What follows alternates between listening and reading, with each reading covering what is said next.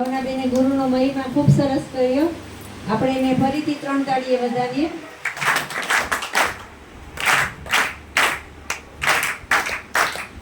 હવે બીજું પ્રવચન લઈને આવે જ નૈનાબેન.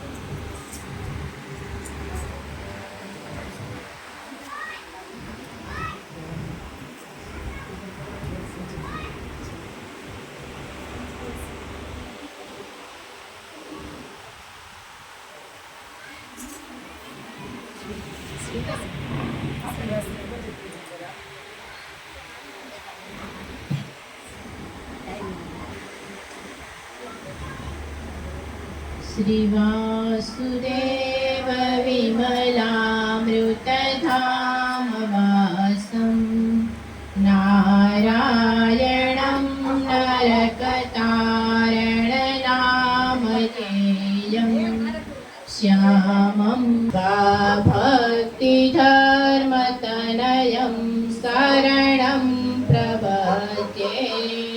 श्री स्वामीनारायण भगवान अक्षर पुरुषोत्तम महाराजनी जय. महंत स्वामी महाराजनी जय. बधाने जय स्वामीनारायण. जय स्वामी. अमर वारसो गुणातीतनो सतत चालतो श्री हरितनो भगतजी અને શાસ્ત્રીજી વળી વિરલ યોગીજી શ્રી પ્રમુખજી વિરલ યોગીજી શ્રી મહંતજી. શ્રી સ્વામિનારાયણ ભગવાનની જય. જો કાલે આપણે કેનું પ્રવચન સાંભળ્યું હતું? મહારાજના શ્રી હરિભક્તમાં કયું પ્રવચન હતું? કાલે જેટલા હાજર હતા એ બોલો. બાય હરિભક્ત હતા, પણ એનું નામ શું હતું? વિજાપુરના વજીબા. એવા જ આપણે છે બરવાડાના રાધાબાઈ. મહારાજના વખતમાં પણ સ્ત્રી ભક્તો હતા. અત્યારે આપણે કેમ બધી ભક્તિ કર્યું એ મહારાજના વખતમાં પણ હતા. તો મહારાજ જ્યારે બરવાડા ધૂળું પાવા ગયા, ઘોડા પાતા હતા, બધા સંતો હતા, ભક્તો હતા, બધા સાથે હતા. તો ત્યાંથી બે બાઈઓ પાણી ભરવા માટે આવી. લોમાણાની બહેનો હતી. તો એનું નામ રાધાબાઈ હતા. એટલે રાધાબાઈએ તો મહારાજને કોઈ દિવસ જોયેલા જ નહીં, કોઈ દિવસ જોયેલા. વાતો સાંભળેલી કે મહારાજ પ્રગટ છે, ભગવાન પ્રગટ છે, પણ જેમ વજીબાઈએ નહોતા જોયા મહારાજે. આપણે કોઈ ભગવાનને ન જોયા. અત્યારે ભગવાન આવે તો આપણે ઓળખી શકીએ? ના ઓળખી શકીએ. પણ એ પાણી ભરતા હતા અને મહારાજ ઘોડા પાતા હતા. મહારાજનું એવું સૌમ્ય મુખ, એટલું સુંદર મુખ, એટલું આમ તેજમય. એ તરત એ તો આમ જોતા રહ્યા ને તો ભાન ભૂલી ગયા. જેમ કેમ કૃષ્ણ વાંસળી વગાડે અને ગોપીઓ એનું ભાન બધું ભૂલાઈ જાય. આપણે કેમ કે આઠમું કાજળ ગાલે ભૂસ્યું, છોકરાને જગ્યાએ વાછડા જગ્યાએ છોકરા, એવું બધું આ ભાન ભૂલી ગયા. અને મહારાજ તો બરવાડાથી ગયા અને કુંડળ ગયા. બાજુમાં બરવાડા બાજુમાં જ કુંડળ છે, સારંગપુરની આજુબાજુ. તો મહારાજ કુંડળ ગયા તો આ બાઈઓ બે પાછળ વયા ગયા. બેડા તો ત્યાં વિચાર કરવો જોઈએ કે બેડા ત્યાં કાંઈ ભાન જ ન રહ્યું. કોકને આપણે અત્યારે એવું કોક કરે તો શું કહેવાય? આ બાઈ ગાંડી થઈ ગઈ છે.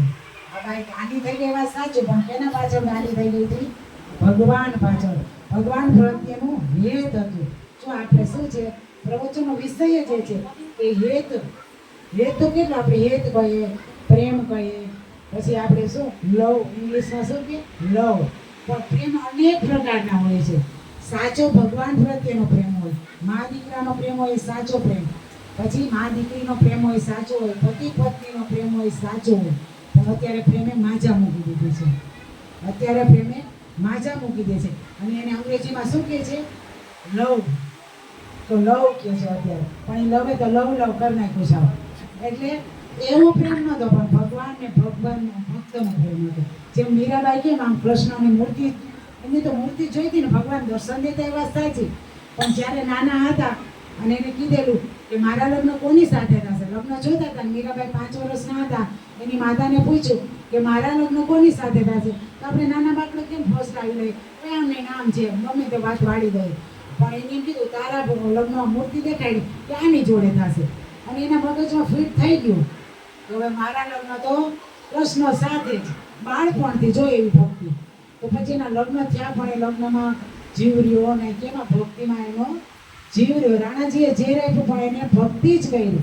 તો એવી રીતના આ બે બહેનો પણ ભક્તિમાં એટલી થઈ ગઈ કે મહારાજની પાછળ પાછળ જાય છે. અને મહારાજ પછી જ્યારે ગઢડા પહોંચે છે ત્યારે સુરા ખાચરને પૂછે કે સુરા ખાચર મહારાજને પૂછે મહારાજ કૃષ્ણ અવતાર હતો ત્યારે તો ગોપીઓ હતી, એવી ભાન ભૂલેલી ગોપીઓ હતી, બધા એના વખાણ કરતા કે ગોપીઓની ભક્તિ જેવી કોઈની ભક્તિ થાય નહીં. ભલે ગમે એટલા કૃષ્ણના ભક્તો થઈ ગયા પણ ગોપીઓની ભક્તિને પહોંચે નહીં. શું કામમાં ન પહોંચે? તો કે જો જ્યારે કૃષ્ણ હતા ને એ મથુરા જવા નીકળ્યા ત્યારે ગોપીએ શું કીધું કે આપણે આજે કૃષ્ણને જવા દેવા નથી, આપણે રસ્તામાં સૂઈ જાશું, ભલે રથ આપણી પર ચાલશે, આપણે પ્રાણ ત્યાગ દેશું, પણ કૃષ્ણને જવા દેવા નથી. સવાર પડ્યું, કૃષ્ણ રથ ઉપર હતા, ગોપીઓ સામે હતી, કૃષ્ણ એક શબ્દ નથી બોલ્યા, કૃષ્ણએ આંખના ઈશારાથી જ ના પાડી. અને ગોપીઓએ એ પછી મથુરા કેટલું કાંઈ આખું નહોતું, અહીંથી મસણ ટેકરી થાય ને એટલું હતું, પણ ગોપીઓ કોઈ દિવસ માખણ વેચવા જાતા છતાં પણ કૃષ્ણને મળતા નહીં. એટલે એની અનુવૃત્તિમાં વધતા, ભગવાનની અનુવૃત્તિ. જો આપણે બધી ભક્તિ કરીએ છીએ પણ ભગવાનની અનુવૃત્તિમાં નથી વર્તન કરતા. શું કામમાં? જો આપણે કૃષ્ણને માનીએ, વૈષ્ણવ હોય વૈષ્ણવને માનીએ, શિવ હોય શિવને માનીએ, બધા જેવી જેની ભક્તિ, બધાની ભક્તિ સાચી છે, આપણે કોઈની ભક્તિને ખોટી નથી લેતા. પણ એ બધા ભગવાને એવું કીધું છે કે તમે માંસ ખાજો, તમે દારૂ પીજો, તમે જુગાર રમજો. ક્યાં ભગવાને કોઈએ કીધું છે? એ કંઈ શાસ્ત્રમાં હોય એ આંગળી ઊંચી કરે. જે ભગવાનના કોઈ ભક્ત હોય એ ભક્ત કે અમારા શંકર ભગવાને એમ કીધું છે કે ભાઈ તમે દારૂ પીજો, એવું કીધું છે? કોઈ ભગવાને નથી કીધું, છતાં પણ આપણે એ કરીએ છીએ. શું કામ? આપણે ભગવાનની આજ્ઞા માનતા નથી, એટલે તો આપણે ભગવાનના ભક્ત કહેવાય છીએ, નામ ના કહેવાય છીએ. પણ બીજા બધાના નામ આવે છે, એકદમ શાસ્ત્રમાં બધાના નામ આવે છે.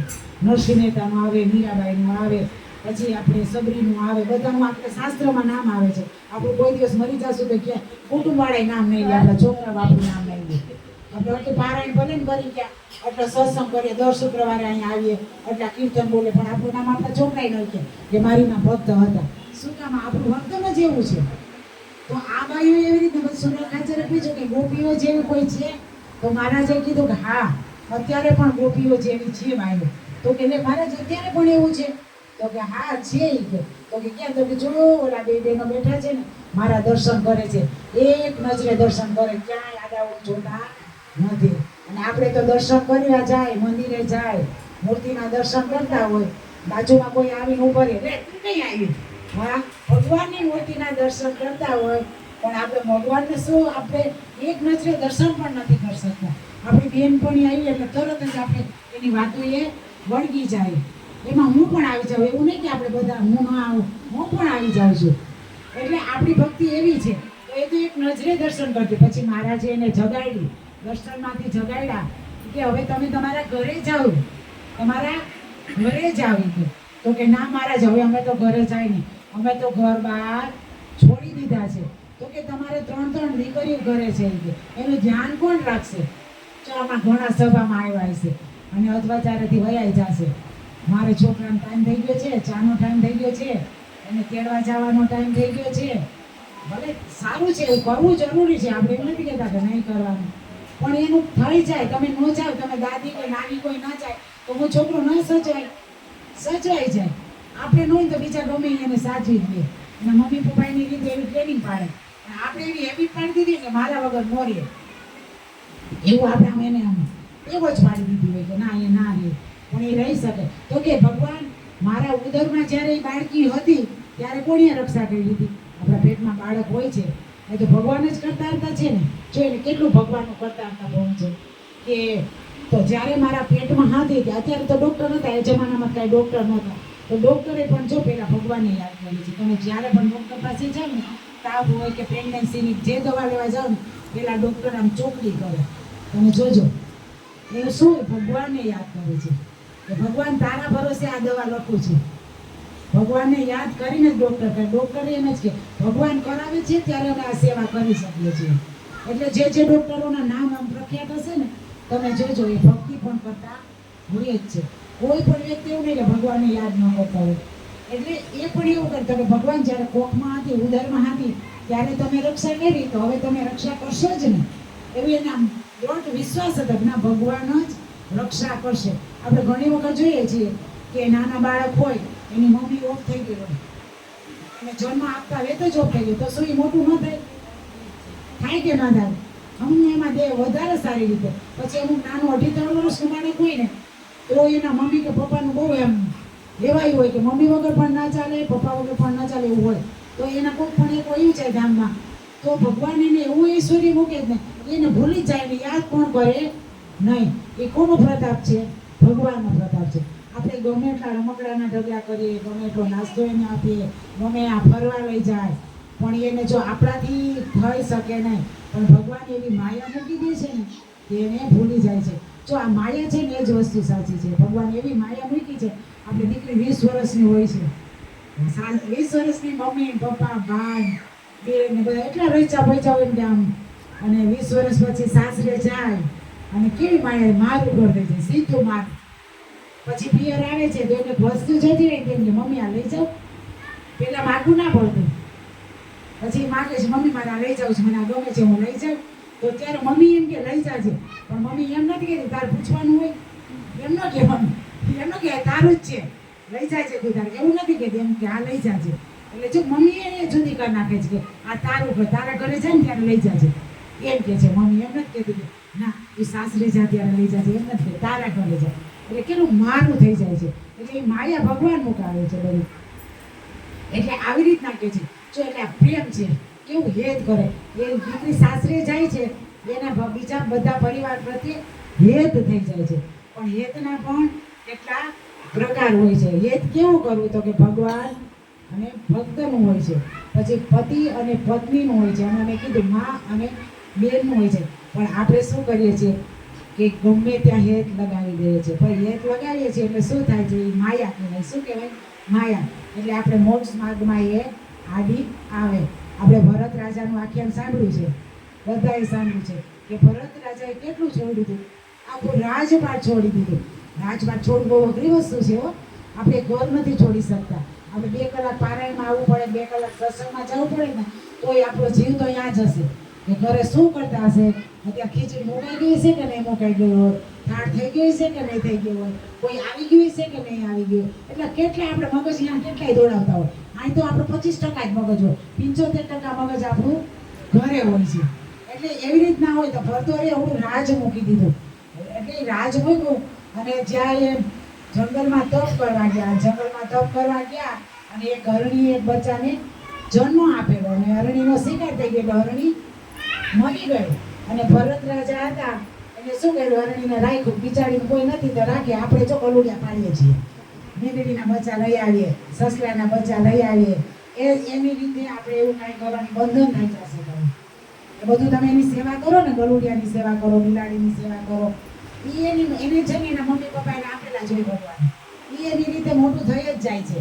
પણ આપણે એને લઈ આવી છે ને એટલે આપણે માયાથી બંધાય, ઋણમાં બંધાય છે. એટલે આપણે એની સેવા કરીએ ને આવતા કોઈ પાછા આપણે જન્મ લેવો પડે અને એ આપણી સેવા કરશે. એટલે વિચાર કરો જન્મ ન લેવો હોય ને, લગ ચોરાસીમાં પાછું જવું ના હોય તો આવા કઈ ધંધા કરવાના નહીં. આપણા મા બાપની સેવા કરો, આપણા બાળકને રાખો, એ બધું બરાબર છે. તો એ ભરતવરી ભરત રાજાએ તો શું કર્યું? એને આમ રાખે જરીક કંઈક થાય તો એને આમ તપ કરવા બેસે તો એ હરણીનું બચ્ચું જ યાદ આવે. એ ભૂખ હશે તો આમ જે જરીક આડાવડું જાય તો ઓયમાં એને કોઈક શિકાર કરી દેશે તો આમ કરી લેશે તો એવું બધું કરતા હતા. એટલે એનું મૃત્યુ થયું ને તો અંતકાળે એને કોણ યાદ આવ્યું? હરણીનું બચ્ચું યાદ રહી ગયું. એટલે એનો જન્મ કેમાં થયો? હરણમાં. અને પછી તો કેટલા જન્મ લેવા પડ્યા. પછી એનો બીજા આમ કે જન્મ આવ્યો કે આપણે કહીએ કે જળ ભરત. પછી એટલે જળ ભરત જેવું જીવન જીવ્યું અને એનો મોક્ષ થયો. એટલે અંધકાળે પણ આપણે યાદ રાખવાનું. અંધકાળે આપણે ભગવાનની સ્મૃતિ રાખવાની. પછી ઓલા ડોસા જે મને સામેના ઠૂઠામાં નહીં રાખવાનું. એટલે ડોસો માંદો હતો અને શું હતો? બોલી નહોતો શકતો, કરે. એટલે એના 3 છોકરાને એમ છે કે મિલકત બાબતે કે છે અને કે એટલે એને પ્રોપર્ટી કરે છે. એ એને ડૉક્ટરને બોલાવ્યા. ડૉક્ટર કહે કે બોલી શકે પણ 2 જ મિનિટ ઈ કે બોલશે, ઇન્જેક્શન મોંઘું આવશે. ડૉક્ટર કે પ્રોપર્ટી મળતી હોય છોકરાઓ કે તો બોલે ને ઇન્જેક્શન મોંઘું આવે, એમાં થોડું વહી જાય તો કાંઈ વાંધો નહીં. તો એને ઇન્જેક્શન આપો કે 2 કે 3 મિનિટ બોલશે હોય કે તો એ કે હા એ કે તો બોલ્યા ઓલો પાડો આવેણો ખાઈ જાય. પાડો આવેણો ખાઈ જાય એટલે ડોહો મળતો ગયો 5000 નો ટૂંબો લગાવતો ગયો તો એનો પછી મોક્ષ થાય નહીં. એટલે આપણે છે ને ભલે આપણે દીકરા દીકરીને વાલા કરવાના, દીકરા દીકરાને બધાને પ્રેમ કરવાનો, પણ અંત સમયે આપણે ભગવાન સિવાય કોઈ દેખાવું જોઈએ નહીં.